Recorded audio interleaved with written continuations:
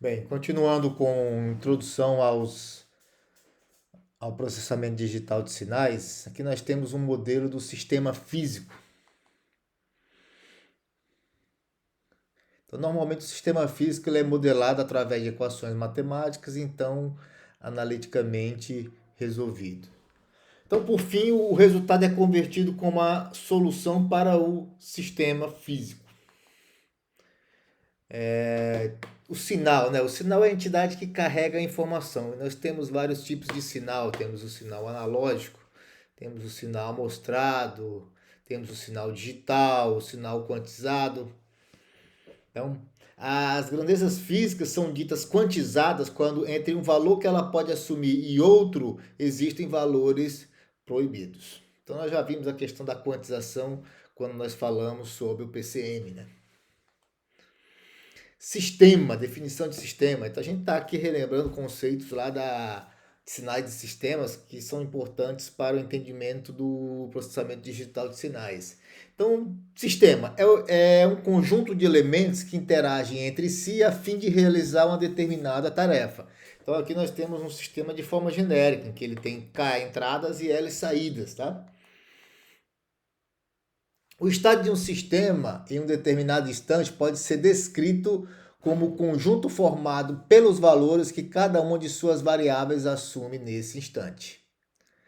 Variáveis de estado de um sistema é o conjunto mínimo de variáveis linearmente independentes entre si do sistema que, conjuntamente com as entradas do sistema no instante t0, é capaz de definir as saídas do sistema para t maior ou igual a t0.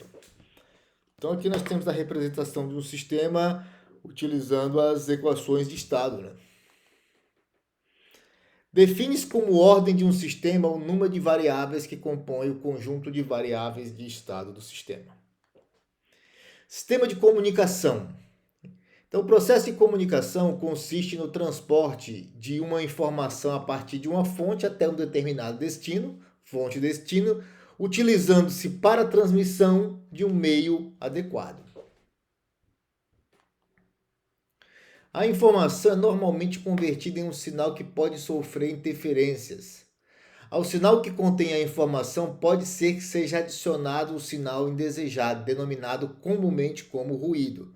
Então, quando se fala em sistemas de comunicação, a gente tem que entender que, uma vez transmitida uma determinada informação, pode ser que essa informação chegue no destino com o acréscimo de um sinal indesejado, esse sinal é o ruído. E esse sinal indesejado ele pode fazer com que a informação seja completamente comprometida ao chegar no seu destino. Então aqui nós temos um exemplo de sistema de comunicação, em que nós temos a fonte, o processamento digital, o meio de transmissão, temos mais um processamento digital e depois nós temos a entrega da informação no seu destino. Essa entrega ela pode ser na forma analógica, após passar por um conversor digital analógico, ou na forma digital, né? E mais uma vez o comprometimento que tem que ter, que o sistema tem que ter é o sinal desejado versus ruído, sinal indesejado. E o sistema tem que ser capaz de fazer com que esse sinal indesejado não seja capaz de corromper a informação transmitida. Arquitetura de sistemas de processamento digital. Então, sinal de entrada analógico, comumente um sinal elétrico, tensão ou corrente. Pré-processamento é o filtro anti-aliasing, com seletividade de frequência do tipo passa-baixa, né? E aí várias possibilidades de filtros podem ser utilizados. Bessel, Butterworth, Chebyshev, elíptico. Então nós temos o sinal analógico, que passa por um amplificador de sinal, depois por um filtro anti-aliasing, e só então ele é incorporado ao processador digital de sinais. Então nós temos o pré-processamento analógico, temos um filtro anti-aliasing com seletividade em frequência do tipo passa-baixa, já foi mencionado, inclusive as possibilidades de filtros que podem ser empregados.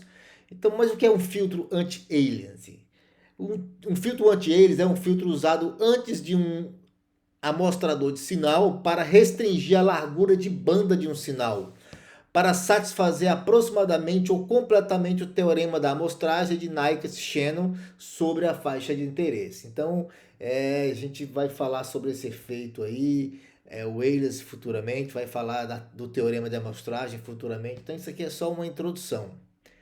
Caso a frequência de amostragem não seja suficientemente alta, ocorre a sobreposição do espectro, que é o aliasing, impossibilitando recuperar o sinal originado. Então, nós já vimos que é importante quando se tem um sistema de comunicação que, após transmitir um determinado sinal, a gente consiga no destino recuperar o sinal transmitido. E nós estamos vendo agora que caso o teorema da amostragem não seja satisfeito, né, ocorre a sobreposição do espectro, que é o aliasing, impossibilitando a recuperação do sinal original, né? Então é importante realmente evitar o aparecimento do fenômeno de aliasing.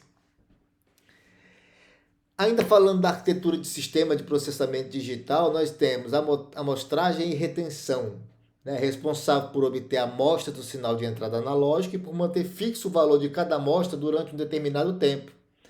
Ele é utilizado para que a amostra seja diretamente processada pelo sistema ou para que ela seja convertida em um número digital. Quantizador condiciona os valores das amostras a valores representáveis no sistema digital. Codificador converte o valor de cada amostra em uma representação válida no sistema de numeração utilizado no sistema digital, né? E nós temos o conversor analógico digital, definido como um bloco funcional formado pela união do quantizador mais codificador ou do sample and hold mais quantizador mais codificador. Sinal de entrada digital é a representação numérica do sistema computacional. Processador digital de sinal, ou seja, o DSP, é implementado por um circuito digital fixo, configurável ou programável. Sinal de saída digital, representação numérica computacional do sinal após o processamento. Pós-processamento analógico, então nós temos o decodificador, converte uma representação válida no sistema de numeração utilizada no sistema digital em um valor de amostra do sinal de saída analógico. Gerador de pulso, responsável por gerar um elemento para cada amostra. No caso de um impulso, o valor da amostra é relacionado com sua intensidade. No caso de um pulso, o valor da amostra é relacionado com sua amplitude. Conversor digital analógico, definido como um bloco funcional formado pela união de decodificador e gerador de pulso. Filtro de suavização, então com seletividade em frequência do tipo passa baixa. Sinal de saída analógico, comumente um sinal elétrico, tensão corrente. Então, a solução analógica mapeia sinais matemáticos em sinais físicos e realiza operações matemáticas através de componentes físicos. Então, aqui nós chegamos na grande questão. Qual a melhor solução? Um sistema analógico ou um sistema digital? Então, existem várias considerações que precisam ser feitas aqui na hora de selecionar se a solução vai ser analógica ou se a solução vai ser digital.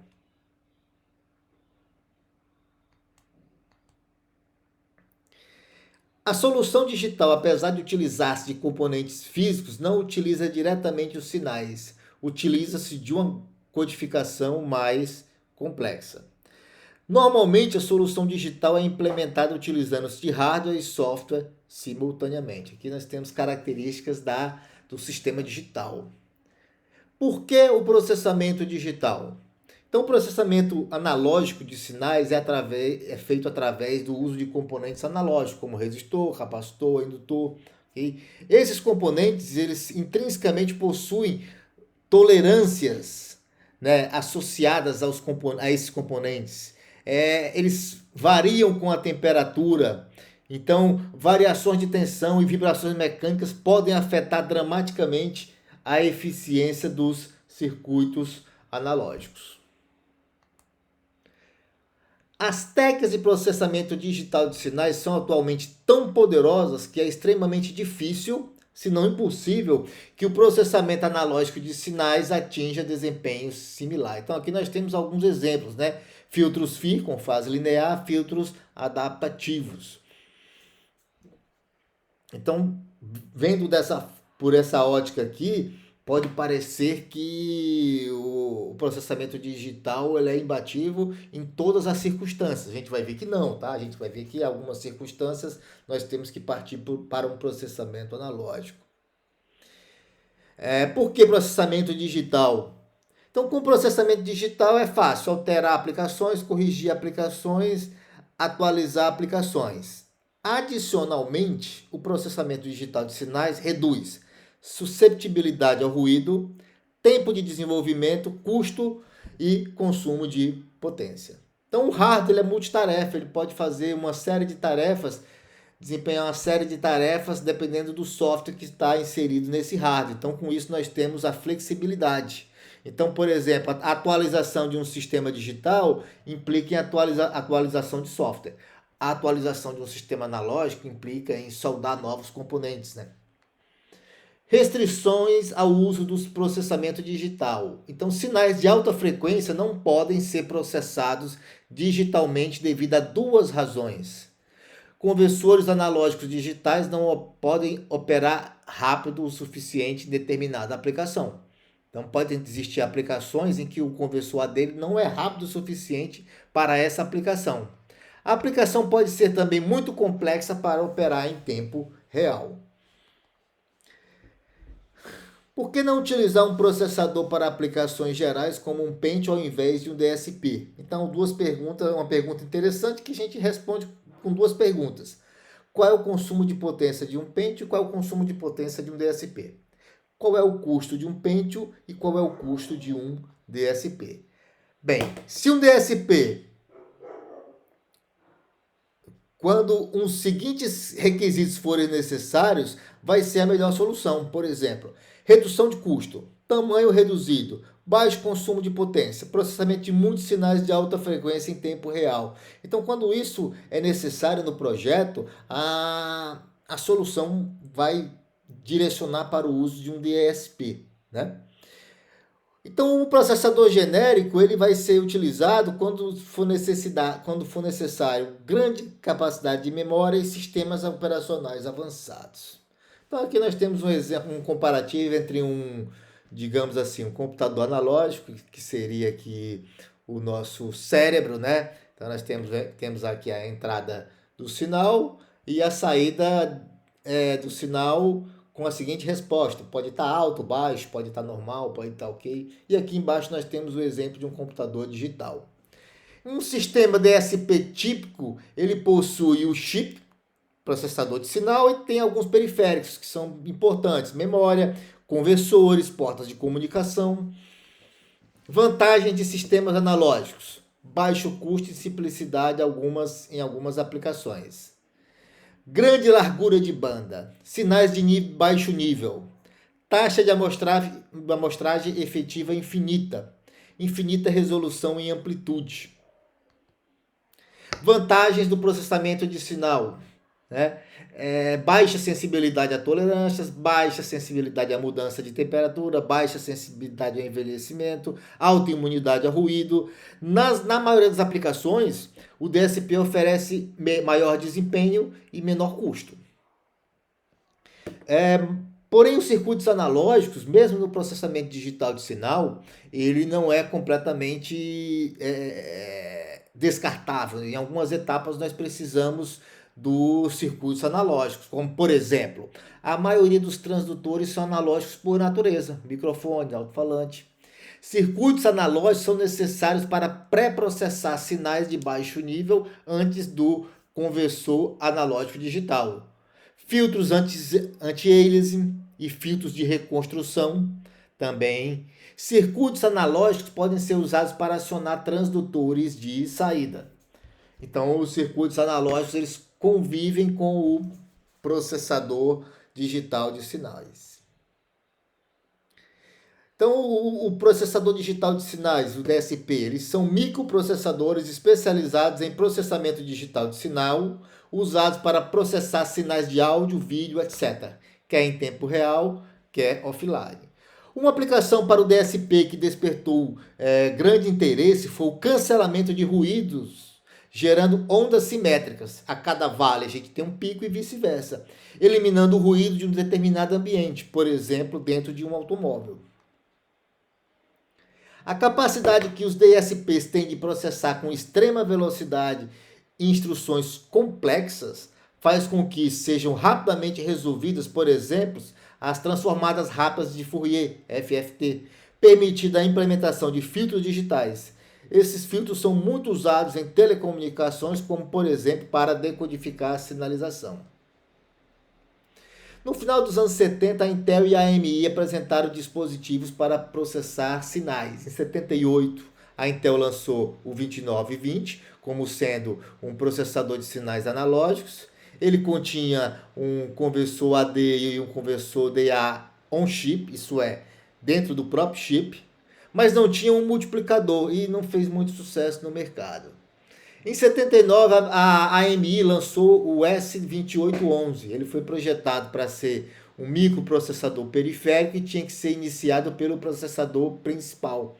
O S2811 também não obteve muito sucesso no mercado. Em 83, a Texas Instruments lançou o TMS 32010. Esse foi o início da Texas como líder do segmento de DSPs. Então hoje a Texas tem uma gama de DSPs, que são otimizados para sistemas embarcados com foco na economia de energia e desempenho em tempo real. São simples de programar com muitas ferramentas e bibliotecas disponíveis para facilitar o desenvolvimento. Um DSP pode ser programado tanto em assembly como em outras linguagens de baixo nível. Cada família de DSP tem sua própria linguagem de montagem e suas próprias ferramentas de desenvolvimento fornecidas pelo fabricante. Pode-se também utilizar ferramentas como MATLAB Simulink e LabVIEW para a criação de diagramas de blocos e criação de projetos em DSP, desde que um compilador adequado seja utilizado em conjunto. Então aqui nós temos algumas aplicações, por exemplo, telefonia, TV digital. Aqui nós temos aplicações assim do modo geral, a transmissão e armazenamento digital, síntese de voz, identificação e verificação do interlocutor, reconhecimento da fala, ajuda a deficientes, melhoria na qualidade do sinal. Então são aplicações assim de forma genérica, Então nós temos aplicações em que nós obtemos o espectro do sinal de áudio. Por exemplo, aqui nós temos um filtro passa-baixa, dá para ver aqui do lado direito que as altas frequências foram bastante atenuadas. Aqui nós temos um filtro passa-faixa, dá para ver que as frequências fora da faixa também foram atenuadas. Um filtro passa-alta, as frequências baixas foram atenuadas, E aqui nós temos um método alternativo de controle vetorial usando o processador digital de sinais. Por fim, para finalizar esse vídeo, uma grande aplicação para o processamento digital de sinais é exatamente na área médica, Falando de imagem, a gente tem a tomografia, detecção de movimento, temos a eletrocardiografia, eletromiografia, eletroencefalografia e outras aplicações. Então esse vídeo introdutório a gente vai finalizando por aqui. Até a próxima.